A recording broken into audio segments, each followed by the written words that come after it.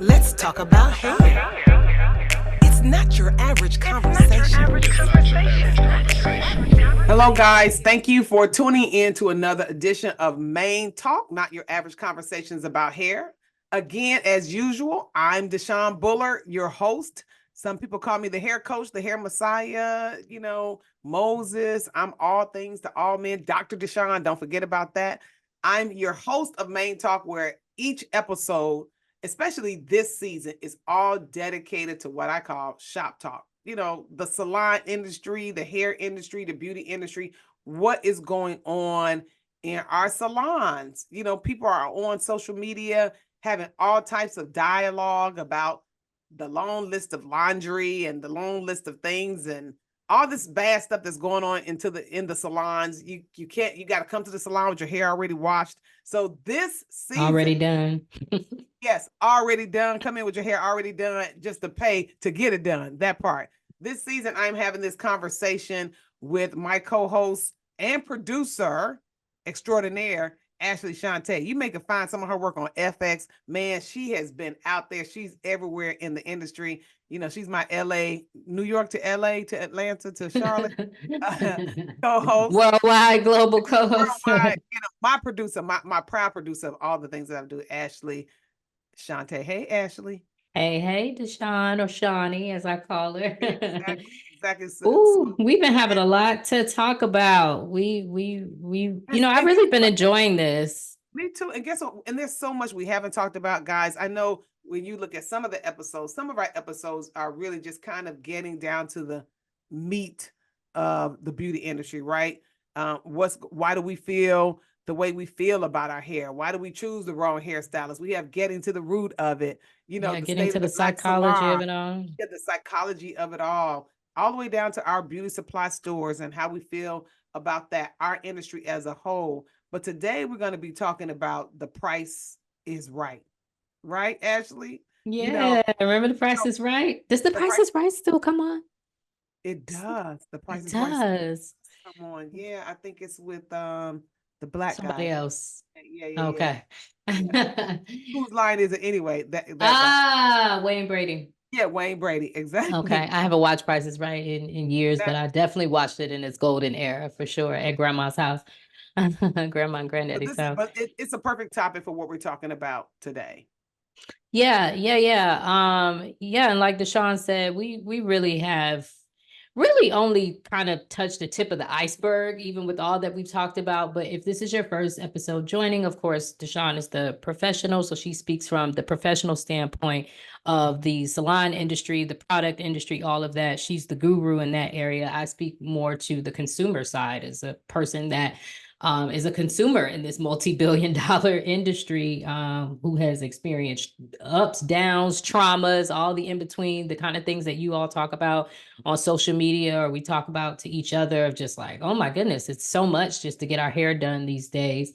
But one area that we discussed that we want to talk a lot about, and I'm laughing because Deshaun wrote a book several years ago. Are you running a business or just doing hair? And it's crazy how so much of it is still relevant today, because it does sadden me, and you can speak to the professional side of this, but just from kind of the outside looking in, when I see you, and I know you personally, and I know your success personally, right? From being a pioneer in this industry to the, you had your products in stores before, this kind of just, what am I trying to say? Just this blast, a volcano of, it seems like, a lot of Black products, but you were doing that before. And then also being a licensed cosmetologist, a hair clinic owner. You are kind of an anomaly to me. Now, as far as from what I see, I experience a lot of hairstylists that do charge a lot of money as far as what I'm concerned, but they seem to still be kind of just making ends meet. Right. How is that in a multi-billion-dollar industry where there's so much gaps in the margins? We have the Korean industry that owns, they've monopolized the beauty supply industry where they're making millions off of us. Mm-hmm. And then, we're kind of still the you know, the underdogs. Yeah, We're yeah, the, you know, on our feet, you know, doing the service, but you know, maybe not exactly making the money, you know, not to be putting Deshawn on blast, all like that. But you know, you're yeah, successful. So yes, yeah. why is there such a gap between like a you and maybe the average stylist? I guess that answers the question. I'm saying they're average, but you know, I don't I know. mean, yeah, no, it's perception, right? So perception is anybody that meets me, that come in contact with me up front, gonna know who I am. I have a degree. I'm educated, degree from Tuskegee University. I'm was a computer programmer, worked at IT in corporate America. You know, my again, as I stated in a previous episode, my track to the beauty industry is different. When I show up, people know it. So people tend to receive from me because they know that it's authentic and they know that it's not, I'm just not pulling something out of a hat, you know. But the problem is, and I give good service, right? I communicate, I go through the whole gamut. When you come in, we're going to have a consultation. I'm going to talk to you about your hair. I understand that certain hairstyles, if you have a shape face like mine, that you probably don't look best with long hair because it's going to make your face look longer. If you have a rounder face, you probably want longer hair because it'll shorten your face. I understand because I took it serious, my classwork, because I went to college and then went to beauty school where somebody else is different. But the biggest gap is the perception. You will pay $300 for some hair, as you talked about on the previous episode, with bundles, bundles. You'll pay $300-400 for bundles, but pay $50 for the service. Go figure. You want a $50 weave, but you'll pay $300 for the bundles. Actually, that is perception. It is the perception that you believe that I don't deserve to receive the amount that I'm charging. And that is what we're facing. That is what we're facing in the industry. We believe that the Koreans or whoever that is selling the hair, that they deserve to receive the money, the $300, the whatever it costs for the hair, $500 for the hair, but you feel like I don't deserve more than $150 to put it in. That's a huge problem. And if we don't go back to where this perception comes from, we'll never resolve the problem. We'll continue to have the conversations that you and I are having. Although I know I see your mouth parting to get ready to say something. Because I heard so many points, but you're making my brain is like, you're touching on so many things. But although we have stylists out here charging money, and now it feels like they're aggressively charging money, like pay me or not, do this or not. It doesn't feel natural. It doesn't feel like that you deserve it. You're charging me this because of this. But it also doesn't feel like it's with care. It's very like, I don't want to be blocked out, but it's very like Nazi, like, you know, driven, massa, but you know, you know. but also look at this. I think that I'm different because I am, those who know me, I'm a staple in the beauty industry. I've been in the beauty industry since 1996 with my first salon on Old National in Atlanta. I stayed in that salon 1998. I was in that location all the way 1996 to 2008. Although we made some adjustments in that same space, we went from another look to another flawless look to salon industry suites. People pay when they see you moving and doing things. People pay when they see you're stable. Can I talk about people paying for a second? And even before I go into that, something that you said, because I was talking about you being an anomaly, right? Mm-hmm. How do I say this? We have got to, as a whole, because it's not just the beauty industry, but for the sake of this conversation, we'll stick to the beauty industry. We don't know how to delegate as a people, as a whole. We hold everything so tight where we got to physically do everything. And I'm mentioning that because for those of you that may not be, you know, as familiar with Deshawn only doing your hair on very special like requests. You have operated your business and elevated yourself after being in the industry, you know, professionally since the 90s. You're not still on your feet all day for 12 hours a day, physically doing hair. You have a whole staff. How many stylists do you have? It's 7 of us. You have 7 of your that are not booth rentals, guys, that are not renting a booth. They're like staffed, right? Commission, right. I say that because I had an experience recently with going to get my hair locked, going to get it serviced, and God bless this stylist. She's a sweetheart. And you'll say what you want to say. I'll continue going to her because she, she did own up to being severely late. She was very late, and she actually took money off of the overall price for her lateness, but still she was very late. And I appreciate it because she was so apologetic, which is not normal. A lot of times we don't even know how to humble ourselves, like we were really wrong, but she was just so, she just kept going on and on. And as we got, further into the appointment, she revealed to me, she said, to be honest with you, I just needed a little bit more sleep. I know you hate that, but she said, I don't get a lot of sleep. She says, I am up because she actually makes locks. She does a lot of, so a lot of stuff she's like doing at home, making wigs at home and doing the things like that. She's like, I'm up to 2 a.m. in the morning. And then I come here, to serve his hair. I know you're rolling your eyes. And so I said to her, I said, you need an assistant, girl. You need, and the amount that she charges, right? Like, her average service price is above $800 per head, right? So I don't know, I'm not the stylist, but I'm thinking, maybe you can afford to hire someone to just like assist you, and she said she tried to hire somebody and something went wrong. They weren't something, they weren't up to snuff. But then she said something that I think was probably the deepest truth, is that she says she's concerned with somebody running off and starting their own thing after learning from her. And bing, bing, bing, bing. And that is it. We, anybody who has owned a salon has experienced what we call a walkout. The staff, you take the time to hire and bring all these people in, especially when I was booth renting. I've only owned one booth rent salon, and after that was it for me. I couldn't do it anymore. But every salon owner has experienced a walkout. You train someone, you give them the goods, and then they leave. But again, we're talking about the price is right. We're running a business, not just doing hair. And I think that a lot of salon owners who have opened a salon, remember, you left somebody too. You were at a salon and you wanted to be them. So you left them. And so then now you're opening up. So you're really projecting what you did off on somebody. And so we have this perpetual, you know what I'm saying? We're in this perpetual cycle because you know what you did. You left to open your salon and you have to do everything yourself. And it's really bad because this is something that we expect. But if we understand to put contracts in place, like I have a contract in place, non-compete, non-solicitation, you can leave, but you can't take your clients with you. You can't.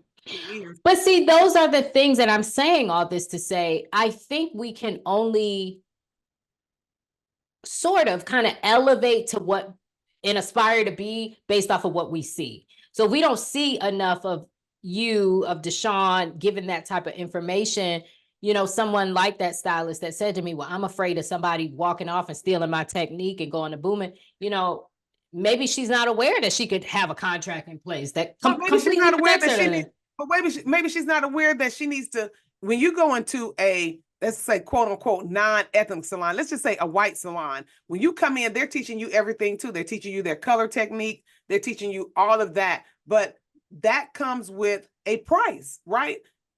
That doesn't mean you're going to stay with them all the time, but that comes with a price. That's where the commission comes in. You have to pay for your training. You have to pay for that. So if she understood that if you want to work for me, what I'm going to do is teach you this training, and there's a cost, whether she's going to deduct it from their pay or she's going to have them to pay up front, hey, charge people for it. Just charge for the technique. When they leave, they're going to, if they leave, when they leave, then they would have paid you for learning the technique.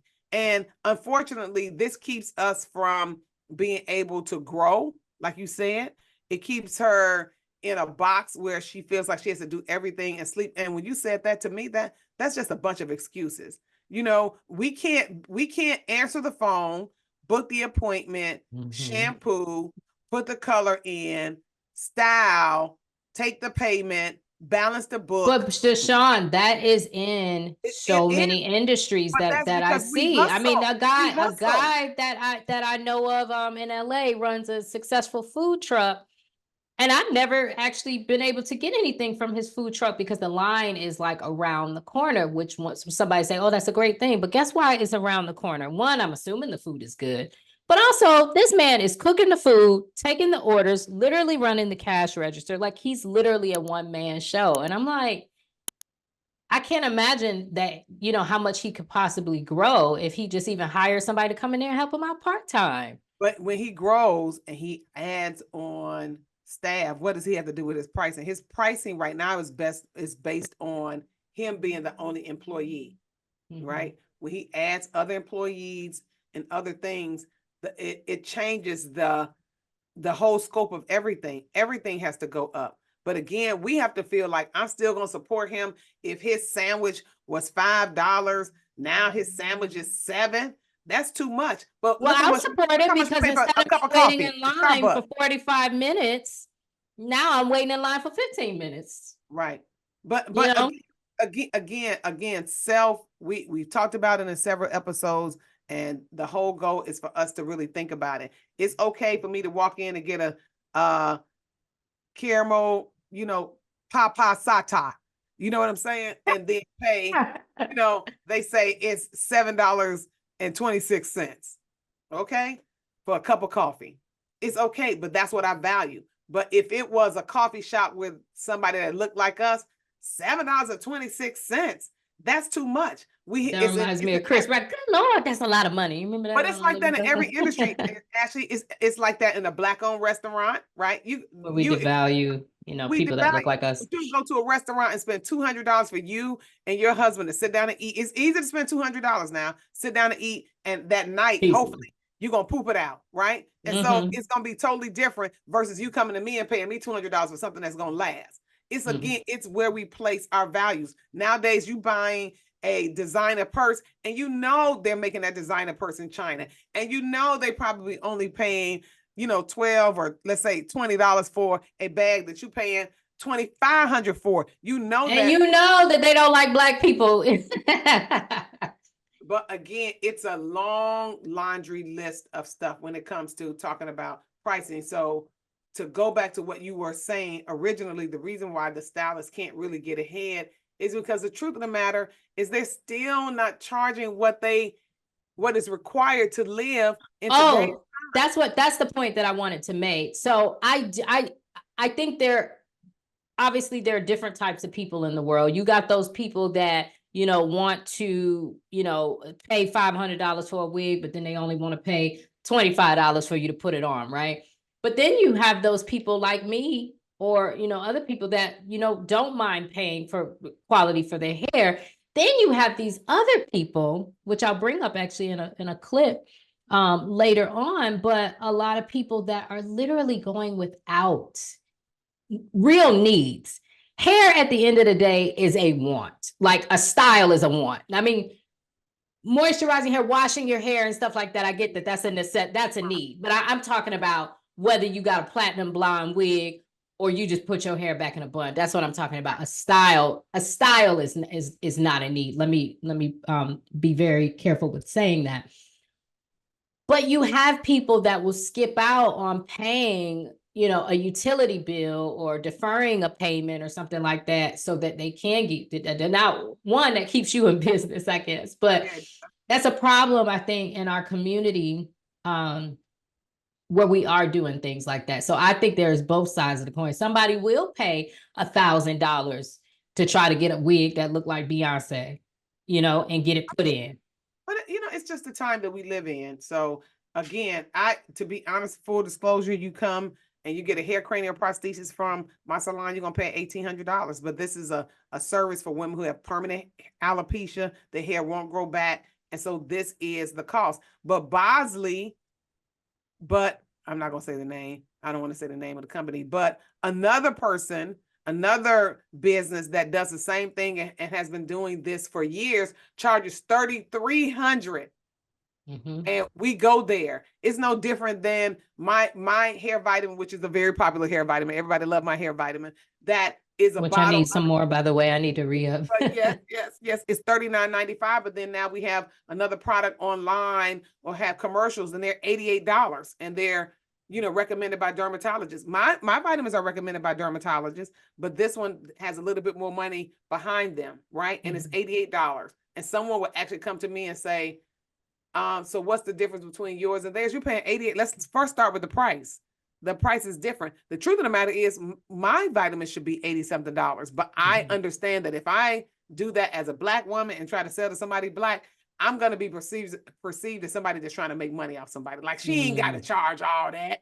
But if somebody else does it and it's on TV and it's come through a white dermatologist, it's like, oh, that means that's the law. They won't question it. Yeah. They won't question it at all. And it's just something that prevails deeply in our community. It's all about understanding or feeling like that I deserve what I'm charging.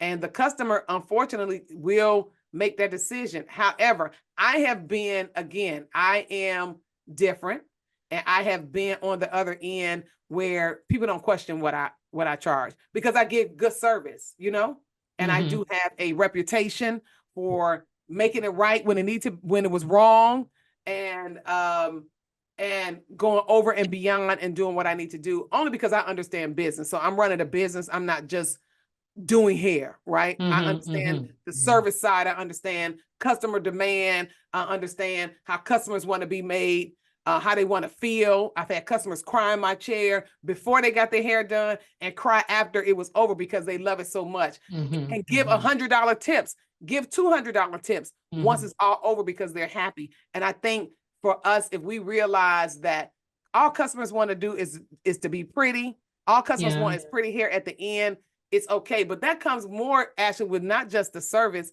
The environment has to be set when you walk in a salon. When you walk in a salon, it needs to have this atmosphere, the feel, from the aesthetics to the music, like you said, to the front. Professional. Yes, it has to be professional. And if it's professional, then I think people will feel like they pay for professional prices. Kind of like going to we got TJ Maxx, we got Ross, we got Macy's, we have, every area clothing, Saks Fifth Avenue, no more Lord and Taylor, but we have all the levels in between, and people can decide where they want to buy their clothes. Same thing with cars, same thing with the whole life. But you don't go in Saks Fifth demanding Ross prices, Correct. Right. You're not going to go to Food Depot expecting the same type of aisle look as Publix, right? It's not going to happen. Right. But it's okay, Yeah. And again, about customer choice. But I would say this, even as it's customer choice, we must understand that the service provider, it is a business. But the problem is we get so friendly and so common with our service providers that this is something that I came up with, that God gave me, that when people are common with you, they can't receive your greatness. And so that's a big problem that we have. When you my customers are not common with me. That's another difference. We're not common. We don't hang out. We don't talk on the phone when they leave. We don't do any of that because I'm friendly. But once you get to a point where you come in like the girl, like, I couldn't get any sleep last night, I would be so against the conversation, because that now she's just become common with you. Girl, I didn't get no sleep last night. And so I'm up doing weeks. So now she's common. Wrong conversation she had. She just should have apologized, taken the money off, and said it won't happen again and move forward. Now I've become common because now I'm sharing with you personal information. And that's who we are as Blacks, because we're kind of, empathetic, but we have to understand where we draw the line as it relates to the type of conversations that we have, as it relates to business and someone who is paying you for a service. Yeah. Yeah. Lastly, how did someone stop the bleeding? Because, I use one stylist as an example, but, she represents a lot of those stylists that may just be on the hamster wheel, right? That they're just kind of going from head to head, where like you say, going from check to check, and in this case, going from head to head, and they are seeing a lot of money come in, but a lot of money going out, obviously from not being able to know how to really manage, their business. What's kind of the first step that somebody can do that's an independent worker, let's just take somebody that's working in their house, maybe even, and they're charging $500 a head to do hair, but they do now aspire to elevate themselves. What's kind of like the first thing or first couple things they should do? Is to get a mentor. We have to go back to trusting a mentor and looking at those who are doing it and getting a mentorship program. I used to offer a mentorship program, but unfortunately, as we stated before, we're kind of in a me society. I want to be me. I want to show her I can be better than me. I want to show her I can do it. I've had people that I've mentored, and the after conversation of why they kind of disconnected is because they want to show me that they could do it because they felt like I was telling them they couldn't do it. I mean, because you can't. I mean, so the same thing with me. I mean, that's the reason why you get a mentor, right? Because you need help. But I think we have to be vulnerable. The first step is just being vulnerable, Dropping vulnerable the enough ego. to say that I need help and I'm willing to just lay it all on the line to get help. Tell me what I need to do. And sometimes that's just not in the area of finances, it's in the area of just business as a whole, in the area of money management. A lot of people don't have, we assume people have bank accounts, but you don't know how many people can't even get a bank account, how they're putting money on one of those fast money cards or whatever. I don't even know what they're called, but they get their money on one of those type of cards because they just don't have the wherewithal, the financial wherewithal to even manage their money. But so the biggest thing is to get a mentor, because for those who are stylists who are listening, I remember coming into this industry. I was in IT, so I was like 30 years old, and now so many years have passed by. But I remember coming out of corporate America and taking the money that I was sewing into a 401k plan and putting it in a SEP at 30. And so now I'm on the other side, and I've been doing that ever since I was 30. I've been doing it for 20 years. And so it's looking at the money that we have now and understanding that one day I'm going to get older and I have to retire, and my body won't let me stand up to do these type of services. And my Which I body think is key. I do want to just mention, and I hope people don't take this wrong, but it's just the truth that probably most, not all, stylists, and not that anything is wrong with this, but I think where the gap is like you said, is not having that mentorship, because a lot of stylists kind of, at least the ones I know, they kind of go from just, they've been doing the hair all their life, like literally since high school, doing their friends' hair, and then they go to beauty school and just go straight into the industry. So they've never had a quote unquote job where they've had to be responsible for time, clocking in, or your pay is docked, or how to speak to people, a professional environment, all those things. And not that I'm advocating that people go start working jobs first to know how to be professional, because I think we're totally in a different, but they do need but we're to. in a but we are in a different era. I get you and I hear you, and I see where the value is in that. For example, I'll take excuse me, I'll take myself, where I work for myself, now, and I know that I am just no longer able to handle working for someone else anymore. And that's not because I don't have the tools or skills, but I just, I'm an entrepreneur. I like to have autonomy over my own life. But I had a long time of 2 decades of or more of working for other people. So obviously I do know how to be professional. I know how to show up on time and all that. But for this newer generation that wants to be entrepreneurs and maybe doesn't want to start working in corporate America, that's why I think it is good to still get some type of mentorship. That point that you did make. But a lot of stylists are just going in and just so they maybe they don't know how to be professional. I hate to say. They don't. I mean, and it's okay because they don't. No one knows. You probably heard my story before. When I first came into the beauty industry, I was kind of a hothead. I was a hothead in college. I'm from Chicago. We don't take no stuff. And I remember I did something with a client. A client was really trying to run my chair, and I was just really adamant that you're not going to run my chair. She wanted me to give her a relaxer every 4 weeks, and I was like, I'm not giving you a relaxer every 4 weeks. And I then thought about it and said, you know what? She's the boss. That's where I came up with it. She's paying me. She wants a relaxer every 4 weeks. I'll give her what she asked for, even though I don't, it's against my professional recommendation. But what I said was that I'll give you what you want, but you need to fill out this release form to release me from any harm that may happen, from your hair. I am licensed as a result. And so I don't want to do this. I'll do this and still try to maintain the integrity of your hair, but I'm so against it, and I want you to sign this release form. She told me she wasn't going to sign it. One thing led to another, and we got into this big altercation, and she started crying. She left out the salon, but I felt so bad because I was like, you know what, Deshawn, get it together. This is not the place. You were wrong. But what I did was I apologized. I gave her a free service, and at the end of the service, I told her that I can no longer be her service provider because of the things that she asked me to do goes against my license, and that unfortunately I would not be able to do her hair anymore. Sometimes we just have to make those hard line decisions, and especially as it relates to your career. And I think that in the beauty industry, we're just not used to people doing that. You know, this customer was used to running people's chairs. She was just used to doing what you want to do. And I'm sitting here like, hey, I take being board certified. I don't just do hair. I don't just, oh, I'm licensed. No, I'm board certified licensed. So with that being said, I take it serious. I don't want to go before the state board. So this is what we're going to do. So I think if it's again, I started out by talking about pricing and all of this really being about perception of the service provider, perception of what the service provider deserves, perception of who or he or she is, perception of what they say to you and talk to you about, which also changes your perception of what they should get. Yeah, it really does. And if we understand that, I think then we can stop the bleeding. I think just understanding there, I think it's just stylist understanding. As I have to tell a couple of my stylists, Zip, what are you talking about on the floor? And I say, what are we doing here?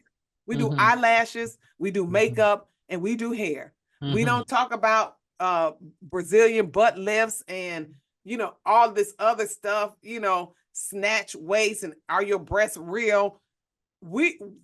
Because we don't do that, we're not talking about that. And it's just, you just have to train people to understand, because if that's been your culture before, then you don't know. But I can't say that person is much better, still has a little ways to go, but much better, has totally changed her whole dynamics of the conversation.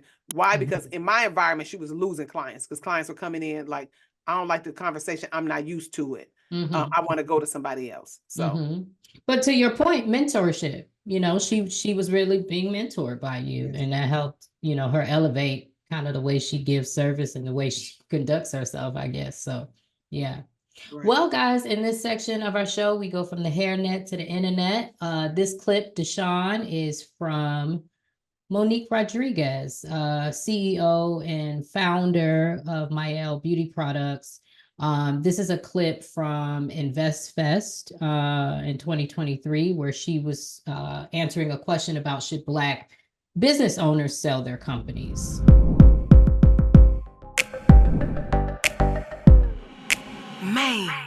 We're going to stay behind if we don't sell our companies. And when you think about it, Hilton Hotel is a legacy name that we all know. Do you think that the Hilton family owns the business anymore? No. But they thought about creating generational wealth and legacy so the Hilton name can continue on for multi-generations. And that is my goal for Mael. I want Mael to be on the shelves where my great-great-grandkids can go on the shelf and still pick up this product and say, my great-grandmother created this product, and not only did she create great products, but she changed the lives of other entrepreneurs, because other Black women entrepreneurs were able to see themselves through her, and it ignited a fire inside of them to say, I can do the same thing. And when you create generational wealth, that allows your kids to have the freedom and the flexibility and the privilege to do whatever it is that they want to do. I can't make my kids do my business because this is my dream. I want them to follow their dreams and their passions. And we have to learn as a community, we have to celebrate this, because this is how we're going to get ahead and create more wealth in the Black community. Okay. Well, you know, I brought that clip. I'm interested to hear what you have to say, but I brought that clip up because the comments were really, you know, divided in it. And now I don't know the background of the people in the comments. You know, I'm sure most of the people in the comments are not coming from the vantage point that a Monique is, being a very successful business owner, CEO, that was able to sell her company for multi-millions of dollars that were undisclosed. But there seemed to be quite a bit of anger in the comments, you know, from people feeling like they're constantly seeing us as a community sell our businesses all the time. And why is that? You know, I really don't know. You know, I of course, I completely understand Monique's position. So I completely understand that. Let me just say that with her, because that is how generational wealth is built. But I also understand the comments, those who made comments in the in the post because as we started, I think I think it was I don't know if it was this episode or another episode, but as we talked about when I first started my brand, I couldn't even let people know who I Yeah. was. Yeah. And so to now let people know who I am and the reason why you're supporting me is because of who I am, and I no longer do that, you feel betrayed. Mm-hmm. Right. And so it's again the psyche of it all. You support me, oh, because it's Black owned. We just talked about in the last episode about Black owned beauty supply stores. And so I go in and I change my thought process. It's like it's like a relationship, right? It's like I'm with you because of this, but then now once I get in, you're gonna change, and so that's what it feels like. It feels like I change. You asked me to change my mindset, Deshauna. Ashley, you told me to go and support a Black owned store. You told me to be conscious. And so now I'm going to support this brand, this store. I'm going to support my people. And then they sell off. It's like you feel betrayed. Yeah. And a lot of times, whoever is buying the company obviously is not us. It's not like they're selling to another Black person and then the formula changes, the It marketing does. starts Yeah, it is. changing. It is. It's going everything is going to change. And I Yeah. think that's the betrayal part, is because I bought your product because you put love and compassion in it. You know what I'm saying? But the person you sold it to still kept your name and is trying to trick me to continue to buy. And they changed the formula because they don't really care about my hair. They just care about the money that you generated while you were owning it. And now you want to sucker me into still buying it because of your name when it no longer works the way it does. And so I think now, why do they change the formula? Why is that? Because if it was working, because I'm thinking, if I'm the price, to reduce look at the price. Look at the price. I was really shocked. Look at the price of what her brand used to cost on the shelf to now what it costs. You can't do that at the same price. It goes back to what I talk about at the salon. A shampoo that maybe used to cost $11.99, $12.99, $13.99. Now it's $7.99. What do you have to do to get it to that price? You got to water down. You got to use something else. You have to make some major changes to the formula, the ingredients to make it appeasing to the shelf. And so now I'm just completely on the outside on this particular situation.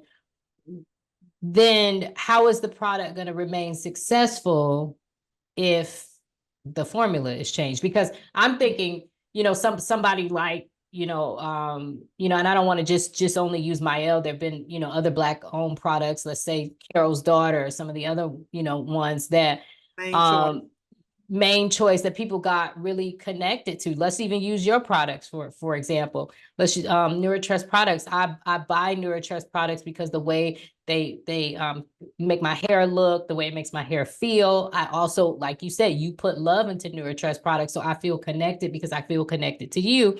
Now you sold it to Sally Zuzu, and it's now watered down. So my curl pattern isn't the same when I use the products. And then I don't really care about supporting Sally Zuzu. So how does the products remain, of a certain standard? I don't understand that part. Because you will have, again, as you say, it's so many different type of people. And so you will have those that will support and really don't really know what's going on behind the scenes because of the price. Like, oh, I can still get this in the price. And some people are really price focused, right? They're very, very price focused. And so I've talked about when my products were in Walmart, that probably wasn't the best place for me to be at the price standpoint, but because it needed to be a value brand. Different customers need different things. So it's just totally different, it just feels totally different. So there is no way when the big companies buy, they're big and they do everything big. The drums are big that they make the products in. They need to, a lot of the times they're buying the shelf space. So in order to live on the shelf space, people don't understand, to be on the shelf, it costs to be on the shelf. There is a analysis that is done, like you have to sell like so many pieces per store per week. And you never think about it like that. So you wonder, like, it seemed like the products were first up here, then now they all the way at the bottom. Pay attention. The products that are at the bottom, are not the ones that are selling the most, right? Yeah, it's like the grocery store. That's it, you know, It same is. with the, you It's a know. business, and what we Mhm. have to understand is at the end of the day, when it hits the store shelves, it's a business, and they do have a requirement to move. Otherwise, you are out the store. Ask me. It Mhm. happens. So I I Yeah. I understand, but it's the nature of the beast. I'm very excited about today's e-commerce due to COVID. We're now doing things online, and so I can buy something today, as you said before, you can buy a wig today and have it tomorrow. You can buy NeuroTrust products on Amazon and have it tomorrow, through Amazon Prime. And so I think times are different, and I I'm want to glad. go back to something that she said though, because it just made me look it up. She's back to what Monique Rodriguez was saying, was that the Hilton family does not own the Hilton hotels. It says, I'm just looking up for it says Paris Hilton may not own Hilton hotels. Her family does have a significant stake in the company. As of 2023, the majority of shares are controlled by various members of the Hilton family. This includes her father, who serves as the chairman of Hilton and Highland. So when people are selling their companies, just, I don't know, use my L for example, is that what they mean that they're going to do? Do they have a significant amount of shares in the company and they're still chairman, but they're not maybe running the day to day, and now Yes, somebody else has invested in it and put all the exactly. money behind it? Exactly. But based on what you said, they may not quote unquote own, but they own a large stake in it, which means that Mhm. they can sell that stake back to, to Mhm, mhm. so She did say something valuable because though I believe in nepotism for sure, and I know that's a controversial statement, in our community. I would like to have something, a business or something where I can pass down to my children. But Monique did make a very valuable point, just like we're seeing with these Korean salons. You can't assume that your children are going to want to take over, but you have children, Deshaun. They yes, may not. and they don't, It would be lovely if they could take over the NeuroTrust no, product, they but maybe don't. they're not interested in that at all. But you will have the capital to then Fund their invest in dream. Exactly. whatever they want to do. Yeah, so I do understand that. Yeah. Exactly. So Exactly. what's the solution though? I get it's The like solution, the sell. solution is, again, it's like, here, the solution is, again, the solution is this, that there are new brands coming out every day because the climate of entrepreneurship is open. And so just as Monique sold, there's another brand that's open. I'm still open and I still own. We have to Yeah. make conscious decisions. It's just like I with can't movies. imagine NeuroTrust being NeuroTrust without you though, because you are so passionate. You are I so But guess what? But that may also be a problem. As a mentor told me, at some point, it has to be about the money and not just about the heart.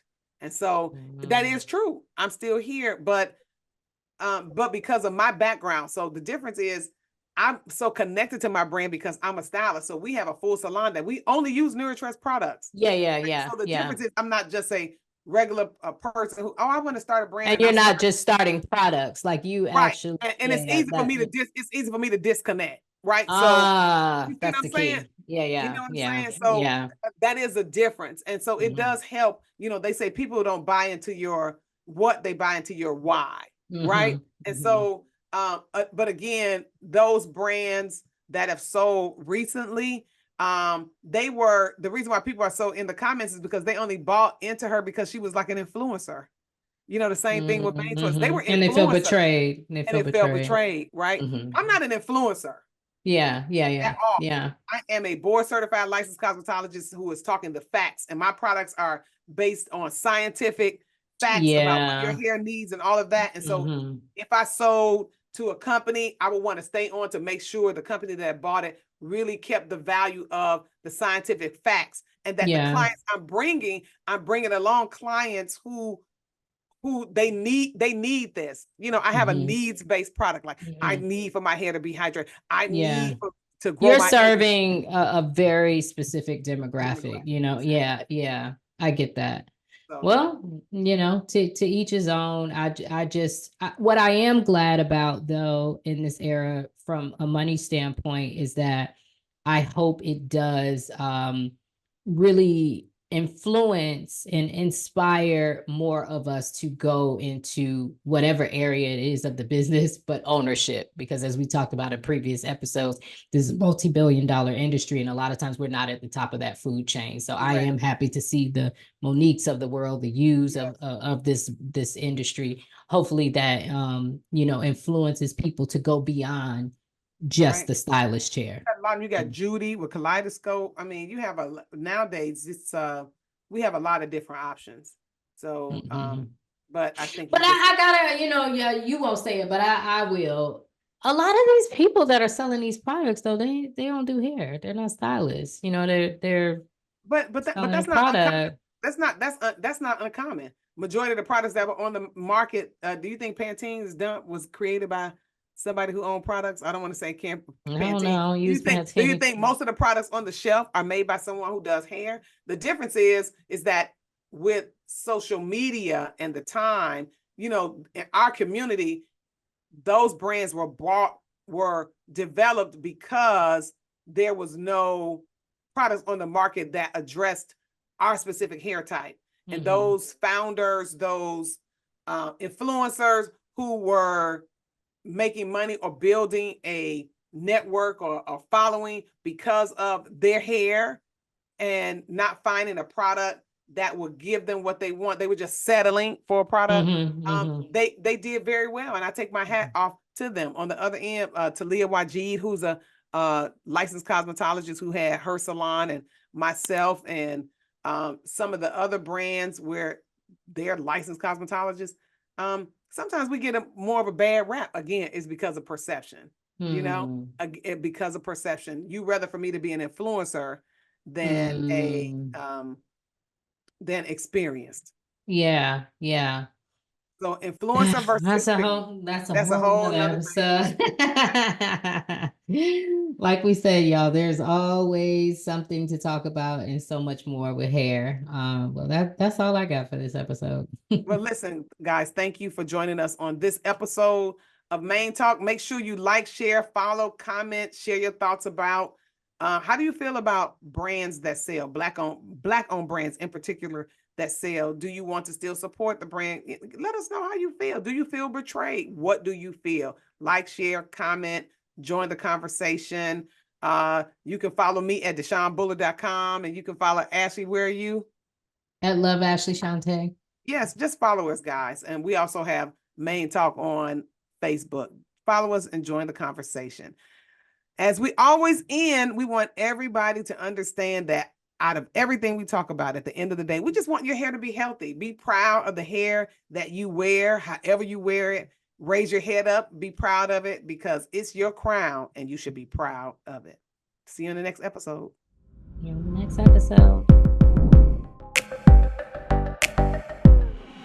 Main Talk.